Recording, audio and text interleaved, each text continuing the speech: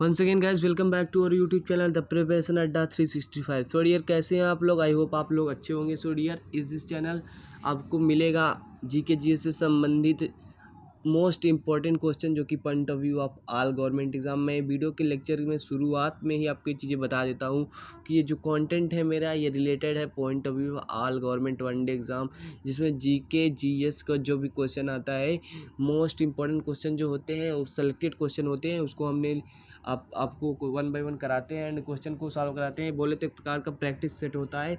ये एक टॉपिक से रिलेटेड होता है, तो हम भारतीय संविधान से रिलेटेड क्वेश्चन को करेंगे एंड वन बाय वन चीज़ों को समझेंगे। ओके, तो इसके पहले वाले लेक्चर में हमने ऐसी वीडियो डाला था, लेक्चर कंटेंट आपको दिया था जिसमें बहुत ही कम क्वेश्चन करवाए गए थे। सो डियर, आज इसी से रिलेटेड नंबर ऑफ क्वेश्चंस को सॉल्व करेंगे, कम से कम 50 से 100 क्वेश्चन को सॉल्व करेंगे और चीज़ों को समझेंगे।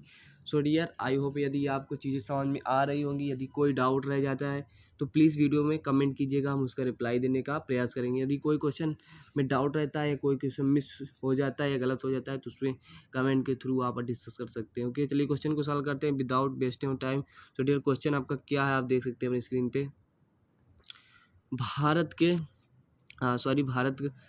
भारत में संविधान को कब अपनाया गया? तो आप जानते हैं कि संविधान को अपनाया गया, तो बात की जाती है सब संविधान को अपनाने की, तो 26 नवंबर 1949। 26 नवंबर 1949 को क्या हुआ? भारतीय संविधान को अपनाया गया।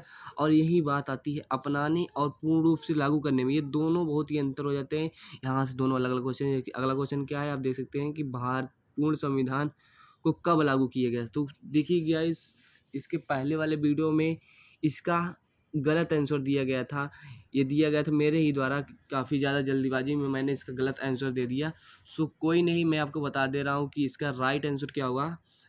देखिए, क्वेश्चन मालूम था क्या आंसर कैसा है, लेकिन ये जो टिक मार्किंग होता है ये गाइस इसका आपका गलत हो गया। तो कोई नहीं, इसलिए हम इसको लेक्चर को लेकर आ रहे हैं, जो कि एरर है वो भी आपकी सॉल्व हो जाए और आपको एग्जैक्ट डाटा मिल पाए।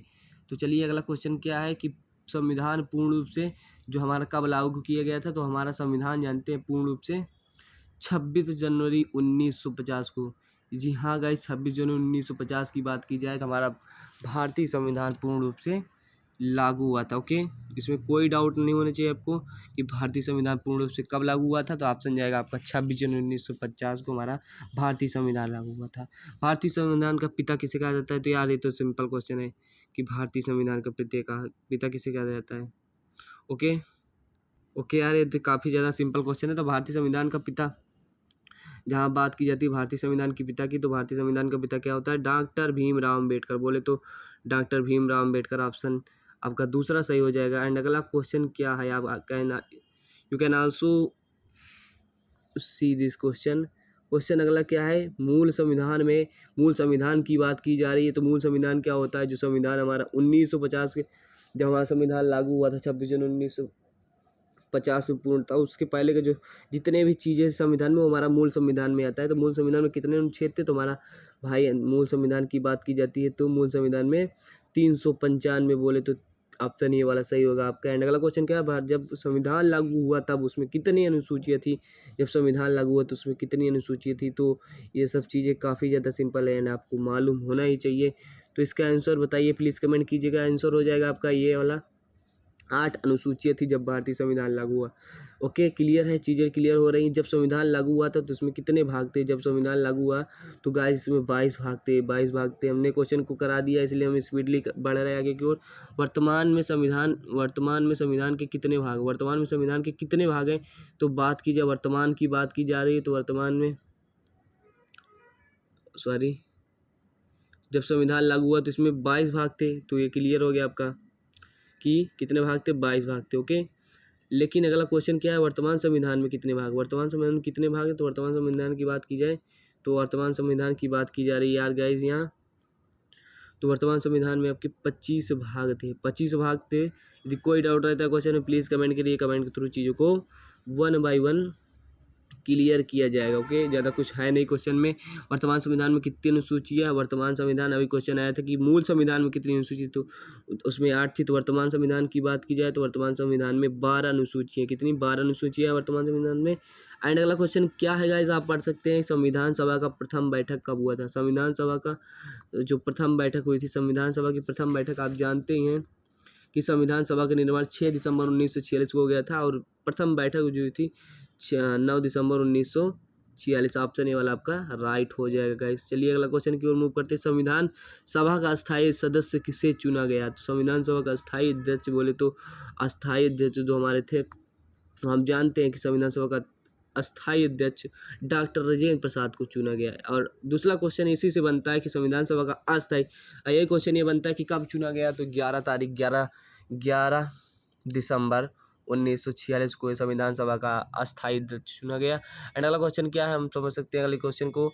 संविधान सभा का अस्थायी अध्यक्ष किसे चुना गया था? संविधान सभा का अस्थायी बोले तो अध्यक्ष चुना गया था सच्चिदानंद सिन्हा को। सच्चिदानंद सिन्हा को अस्थायी अध्यक्ष चुना गया था। ओके। एंड अगला क्वेश्चन क्या है? डॉक्टर राजेंद्र प्रसाद को अस्थायी अध्यक्ष कब चुना गया था? देखिए हम आपको पहले ही बता दिए थे कि डॉक्टर राजेंद्र प्रसाद को अस्थायी अध्यक्ष कब चुना गया था, तो वो हमारा 11 दिसंबर की बात की जा रही है यहाँ। 11 दिसंबर 1946 आपका लास्ट वाला ऑप्शन सही हो जाएगा। एंड गाइस अगला क्वेश्चन क्या है आप सब पढ़ सकते हैं अपनी स्क्रीन पे कि संविधान निर्माण में कितने दिन का समय लगा? तो दिस इज वेरी सिंपल। संविधान निर्माण हेतु 2 ईयर्स 11 मंथ एंड 18 डेज लगा आपको संविधान को निर्माण करने के लिए। ओके। एंड संविधान से आप क्वेश्चन पूछते हैं संविधान बनाने के लिए कितने रुपए का खर्च आ गया? लगभग तो 64 लाख का खर्च आ गया था। एंड अगला क्वेश्चन क्या है? पंडित जवाहरलाल नेहरू द्वारा उद्देश्य प्रस्ताव कर संविधान निर्माण हेतु कार्य प्रारंभ किया गया था। तो कब प्रारंभ किया गया था? तो हम जानते हैं यार कि संविधान की जो तीसरी बैठक हुई थी 1946 वाली, उसमें ये सब काम हुआ था। तो बोले तो ऑप्शन लास्ट वाला आपका सही हो जाएगा। देखिए चीज़ों को किताबें पढ़ते रहिए, लेक्चर कंटेंट यूट्यूब से देखते रहिए, ताकि आप यदि पॉलिटी में कमज़ोर हैं, कॉन्स्टिट्यूशन से रिलेटेड क्वेश्चन को नहीं सॉल्व कर रहे हैं, तो पहले चीज़ों को पढ़ लीजिए। ये प्रैक्टिस सेट है, इसमें अब बस हम प्रैक्टिस करेंगे और इस चीज़ों को जानेंगे। ओके। चलिए अगले क्वेश्चन की ओर मूव करते हैं। संविधान सभा में प्रारूप समिति का अध्यक्ष कौन था? संविधान सभा के प्रारूप समिति के अध्यक्ष जानते ही हैं गाइस कि डॉक्टर भीमराव अम्बेडकर जो हमारे वो हमारे संविधान सभा के प्रारूप समिति के अध्यक्ष थे। चलिए अगला क्वेश्चन को सॉल्व करते हैं। संविधान सभा का अंतिम बैठक कब हुई थी यार? तो संविधान सभा की देखिए संविधान सभा की तीसरी बैठक तो हुई थी 13 दिसंबर 1946 को। अंतिम बैठक कब हुई थी ये बताना है आपको। अंतिम बैठक कब हुई थी संविधान सभा की? तो हम जानते हैं कि संविधान सभा की अंतिम बैठक जो हुई थी वो हमारा 24 जनवरी 1950 को हुई थी। 24 जनवरी आपका ऑप्शन ये वाला सही हो जाएगा।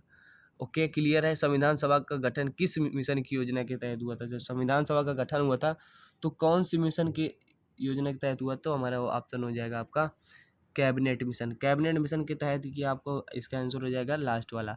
संविधान सभा के राष्ट्रीय ध्वज को कब अपनाया गया? जो संविधान सभा है का राष्ट्रीय ध्वज, संविधान सभा राष्ट्रीय ध्वज कब अपनाया गया था? क्वेश्चन काफ़ी ज़्यादा इंपॉर्टेंट है। तो यार क्वेश्चन की बात की जा रही है कि संविधान सभा ने राष्ट्रीय ध्वज को कब अपनाया था? तो संविधान सभा ने राष्ट्रीय ध्वज को आपको अपनाया था 22 जुलाई 1947 को संविधान सभा ने राष्ट्रीय ध्वज तिरंगा को संविधान में अपनाया गया था। जो कि कोई चीज़ होती है तो उसको संवैधानिक रूप से मानना होता है, तो पहले बैठक होती है, चीज़ों को समझा जाता है, तो यही हो जाता है भारतीय संविधान में राष्ट्रीय ध्वज को अपनाया गया था। अगला क्वेश्चन पढ़ सकते हैं आप स्क्रीन पे। संविधान सभा के राष्ट्रीय ध्वज के बाद की बात की गया, संविधान सभा ने राष्ट्रीय गान कब अपनाया था? राष्ट्रीय गान की बात की, वही ध्वज की बात कर रहा था। अब राष्ट्रीय गान की बात की जाए तो संविधान सभा ने राष्ट्रीय गान को कब अपनाया था? तो यार सिंपल क्वेश्चन है, यदि बट लॉजिकल क्वेश्चन है, ऐसा सिंपल, इतना भी सिंपल क्वेश्चन है। संविधान सभा ने राष्ट्रीय गान को कब अपनाया था? तो अब जब अपनाने की बात की जाए तो 24 जनवरी 1950। अगला क्वेश्चन क्या है? अगला क्वेश्चन का भी आंसर यही होगा कि संविधान सभा बोले तो संविधान सभा ने राष्ट्रीय गीत कब अपनाया था? तो संविधान सभा ने राष्ट्रीय गीत, वही सेम क्वेश्चन का आंसर हो जाएगा। देखिए इसी तारीख को क्या होता है कि 24 तारीख को ही 24 जनवरी 1950 को ही संविधान सभा ने राष्ट्रीय गीत और राष्ट्रीय गान को अपनाया था। 24 जनवरी 1950 आपका ऑप्शन हो जाएगा। एंड अगला क्वेश्चन क्या है? डॉक्टर राजेंद्र प्रसाद भारत के प्रथम राष्ट्रपति कब बने? डॉक्टर राजेंद्र प्रसाद भारत के प्रथम राष्ट्रपति कब चुने गए? तो ये चुने गए हमारे 26 जनवरी 1950 को। डॉक्टर राजेंद्र प्रसाद क्या चुने गए? भारत के राष्ट्रपति चुने गए जब भारत को आज़ादी मिली। भारत को आज़ादी तो 15 अगस्त 1947 को मिली, लेकिन गणतंत्र दिवस हमारा हुआ 26 जनवरी 1950 को। इसी दिन हम क्या करते हैं कि गणतंत्र दिवस के रूप में मनाते हैं। इसी दिन हमारा संविधान लागू हुआ 26 जनवरी 1950 को पूर्ण रूप से। अगला क्वेश्चन हम पढ़ते हैं, सबसे लंबा संविधान लिखित किस देश का है? तो यार अपने ही देश का है, इंडिया बोले तो भारत हो जाएगा आपका इसका आंसर। एंड अगला क्वेश्चन क्या है आप खुद पढ़ सकते हैं अपनी स्क्रीन पे पढ़ सकते हैं क्वेश्चन कुछ। सो गाइस अगला क्वेश्चन काफ़ी ज़्यादा इंपॉर्टेंट है, चीज़ों को बहुत ध्यान से पढ़िए। आपातकाल के दौरान कौन से संविधान संशोधन द्वारा प्रस्तावना है? समाजवादी, धर्मनिरपेक्ष और अखंडता शब्द जोड़ा गया, तो ये आपका ऑप्शन हो जाएगा 42वां संविधान संशोधन 1976 द्वारा क्या किया गया था कि संविधान आपातकाल के दौरान संविधान में संशोधन प्रस्तावना में समाजवादी, धर्मनिरपेक्ष और अखंडता शब्द को जोड़ा गया था। ओके, अगला क्वेश्चन क्या है? 42वें संविधान संशोधन 1976 को किस नाम से जाना जाता है? तो यार जो ये संविधान संशोधन हुआ 42वां, इसको जानते हैं आप मिनी संविधान के नाम से जाना जाता है, मिनी संविधान संशोधन। ओके, क्लियर हो रही हो चीज़ें? आई होप हमने लगभग बहुत ज़्यादा क्वेश्चन कर लिए हैं एंड और क्वेश्चन भी अब हम सॉल्व करना चाहेंगे यदि वीडियो काफ़ी ज़्यादा लंबा ना हो जाए और आप लोग बोर ना हो। तो चलिए मिलते हैं गाइस नेक्स्ट वीडियो में। चीज़ों को प्लीज़ करके समझिए, यदि कहीं भी किसी विशेष प्रकार का डाउट आता है तो यार देखिए प्लीज़ कमेंट कर दीजिएगा, और चैनल पे अगर नए हैं तो प्लीज़ चैनल को सब्सक्राइब कर लीजिएगा। एंड चीज़ों को समझने के लिए कमेंट ज़रूर कर दीजिएगा, जो भी चीज़ें आपको ना समझ में आ रही हो, जहाँ भी थोड़ा बहुत डाउट बचा हो तो प्लीज़ यार चैनल को सपोर्ट करिए एंड इसे शेयर करिए एंड मैक्सिमम से मैक्सिमम जहाँ तक हो सके आप वहाँ तक पढ़ाई कीजिए, जिससे आपके एग्ज़ाम्स क्रैक हो। आने वाली भर्ती, आगामी भर्ती, एसएससी जीडी, एसएससी की जो वैकेंसी है, एसएससी यहाँ बात कीजिए, एसएससी जेई की वैकेंसी अभी एग्ज़ाम्स लगाए बोले तो एयरफोर्स का भी एग्ज़ाम है, यूपी पुलिस की भर्तियाँ आने वाली है, एसएससी जीडी की भी भर्ती आने वाली है, एसएससी एमटीएस, ये सब वगैरह वगैरह पेपर तो होते रहते हैं। तो आपको पढ़ना है, वास्तव में आपका मेन एम क्या होना चाहिए? पढ़ाई करके किसी अच्छी जॉब को, पोस्ट को लेना है ताकि एक अच्छी ज़िंदगी जी सके। तो मिलते हैं नेक्स्ट वीडियो में, तब तक के लिए बाय बाय। इतना बहुत हो गया इस वीडियो में, अब मिलते हैं नेक्स्ट वीडियो में, तब तक के लिए गुड बाय, चलते टेक केयर। Okay guys.